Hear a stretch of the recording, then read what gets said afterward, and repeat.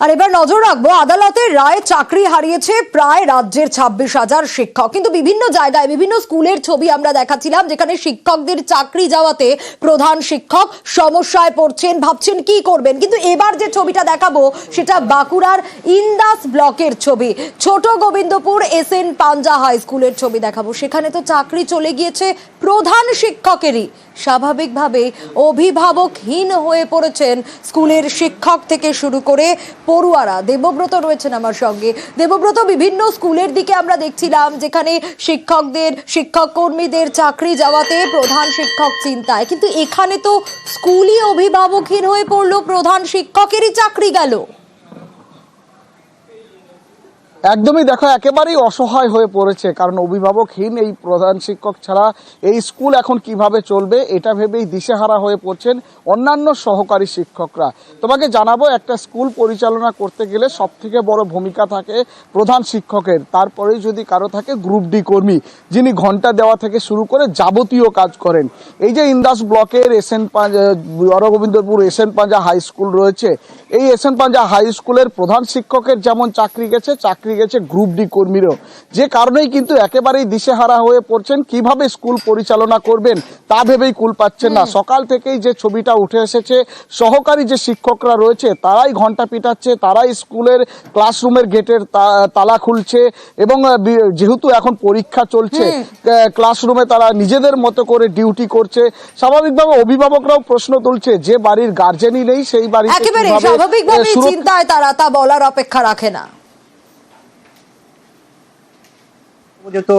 তো টিচার নেই, তার সত্ত্বেও যদি টিচার চলে যায়, আবার হেড টিচার গ্রুপ ডি পদে চাকরি করে উনিও চলে গেছেন, তাহলে আদার্স টিচাররা পড়াশোনা করাবেন না ওই ঘন্টা পিটবেন না পড়াশোনা দেখাশোনা করবে না ওই আপনি টেবিলের কাজ করবেন?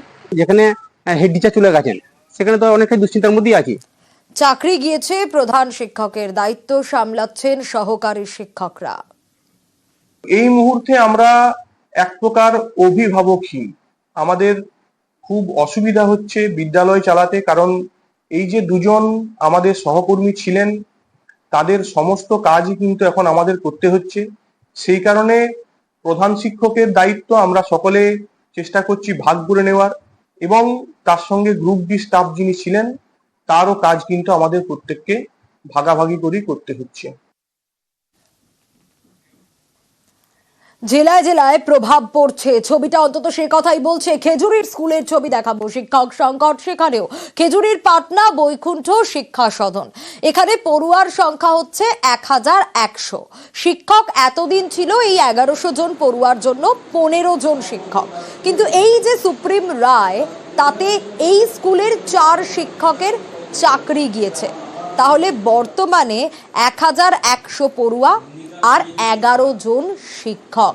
সুপ্রিম রায়ে এই স্কুলে 15 জন শিক্ষক ছিলেন, তাদের মধ্যে 4 জনের চাকরি চলে গেছে, চাকরি হারা হয়েছেন 4 জন। তাহলে পড়ুয়ার সংখ্যা 1100, কিন্তু শিক্ষক কমে হয়ে গেল 15 থেকে 11। স্বাভাবিকভাবেই চিন্তা যে কিভাবে স্কুল চলবে। আরো বিস্তারিত সুজিত জানাতে পারবে। সুজিত, এই যে 4 জন শিক্ষক কমে গেল, স্বাভাবিকভাবেই তো চিন্তা যে কিভাবে এবার স্কুল চলবে, 1100 পড়ুয়া আর 11 জন শিক্ষক।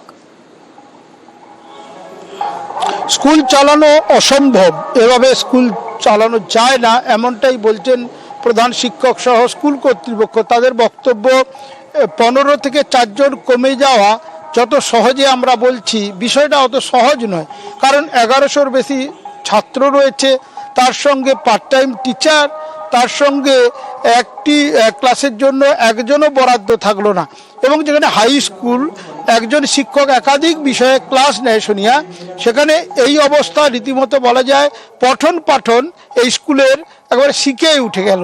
কারণ পরীক্ষা চলছে, তা সামাল দিতে রীতিমতো বেগ পেতে হচ্ছে।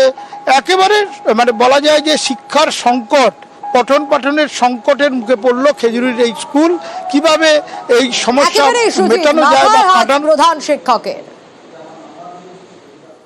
সুপ্রিম কোর্টের রায়ে 4 জনের চাকরি চলে যায়, বর্তমান 11 জন, সঙ্গে প্রায় টিচার 3 জন। বর্তমান যারা চলে গেছেন তাদের মধ্যে একজন 11-12 কেমিস্ট্রি নিতেন, একজন 11-12 বায়োলজি নিতেন, আর একজন হচ্ছে 11-12-এ পরিবেশ বিজ্ঞান নিতেন। তো ওই 3টা পোস্ট আপাতত কাউকে রিক্রুট করতে হবে যদি স্কুলকে ভালোভাবে চালানো যায়, আর না হলে আস্তে আস্তে করে শিক্ষা ব্যবস্থা ভেঙে পড়বে। এই যে সুপ্রিম রায়ে প্রায় 26,000 চাকরি বাতিল, এখানে একমাত্র চাকরি বাঁচে ক্যান্সার আক্রান্ত সোমা দাসের। মানবিকতার খাতিরে তার চাকরি বহাল থাকে। অথচ এই সুপ্রিম রায়ে এবার আপনাদের দেখাবো চাকরি চলে গেছে সুশান্ত দত্তর। কে এই সুশান্ত দত্ত? ব্লাড ক্যান্সারে আক্রান্ত ইসলামপুরের শিক্ষক। চাকরি হারিয়ে একেবারে দিশেহারা তিনি। আরো বিস্তারিত এই বিষয়ে চঞ্চলের কাছ থেকে জানবো।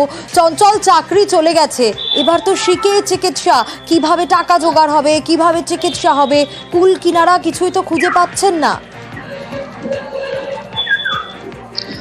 একদমই দিশেহারা হয়ে পড়েছেন ওই সুশান্ত দত্ত পরিবার এবং সুশান্ত দত্তর নিচে। কারণ ইসলামপুরের যে দুর্গানগরের বাসিন্দা সুশান্ত দত্ত 2016 সালের যে এসএসসি প্যানেল, সেই প্যানেলে চাকরি পান এবং চাকরি পাওয়ার পরে চোপড়ার মাঝালি হাই স্কুলে শিক্ষকতাতে তিনি যোগদান করেন এবং ঠিকই মতো সব ঠিকঠাক চলছিল, শিক্ষকতাও ঠিকঠাক করতেছিল। কিন্তু 2022 সালে অন্ধকার নেমে আসে তার জীবনে। 2022 সালে তার ধরা পড়ে ব্লাড ক্যান্সার এবং ব্লাড ক্যান্সারে আক্রান্ত হওয়ার পর মুম্বাইতে তিনি চিকিৎসা করেন এবং মুম্বাইতে চিকিৎসা তার চলতেছে। কিন্তু কি জানে তার এই অন্ধকার জীবনে আবার অন্ধকার ফিরে আসবে। কারণ এই যে এসএসসি যে কেলেঙ্কারি, সেই কেলেঙ্কারিতে কিন্তু কোর্টের নির্দেশে তার চাকরি খোয়ালেন এবং চাকরি খাওয়াতে কিন্তু তিনি একবারে দিশেহারা হয়ে পড়েছেন। কারণ যে আস্তে আস্তে তিনি যে একদমই দিশেহারা গোটা পরিবার। এখন তো বলতে পারছি না কি করে চলবে। এখন ওই বাচ্চাটার থেকে আমি এখন নিজে এখন আমি কি করে বাঁচবো, আমার ট্রিটমেন্ট চালাবো আর সংসার কি করে চালাবো এখন তাই তো বুঝতে পারছি না। এখন কোনো লিস্টে আমার নাম নেই, কোনো কারাপশনও নাই। এখন সামনের মাসে আমার ট্রিটমেন্টও আছে। এখন আমি কি করে সংসার চালাবো, আমার ট্রিটমেন্টের টাকা আমি কি করে জোগাড় করবো? সম্পূর্ণ যোগ্য হয়েও আজকে আমি মারণ ব্যাধিতে আক্রান্ত হয়েও এখন তো আমাকে হয়তো বিনা ট্রিটমেন্টে আমাকে কিছু ঘটে যেতে পারে। এখন আমার বউ বাচ্চাকে কে দেখবে, বা আমি ট্রিটমেন্টটাই বা এখন কি করে চালিয়ে যাবো? এই চাকরির উপরে সম্পূর্ণ আমার পরিবার, আমার অসুখ বিসুখ। 26,000 চাকরি বাতিলে ফের আলোচনায় তৎকালীন শিক্ষামন্ত্রী পার্থ চট্টোপাধ্যায়। লজ্জা, চাকরিহারাদের পাশে দাঁড়িয়ে গতকালই কটাক্ষ করেছিলেন ফেরহাদ হাকিম। আজ সৌগতর গলায় একই সুর।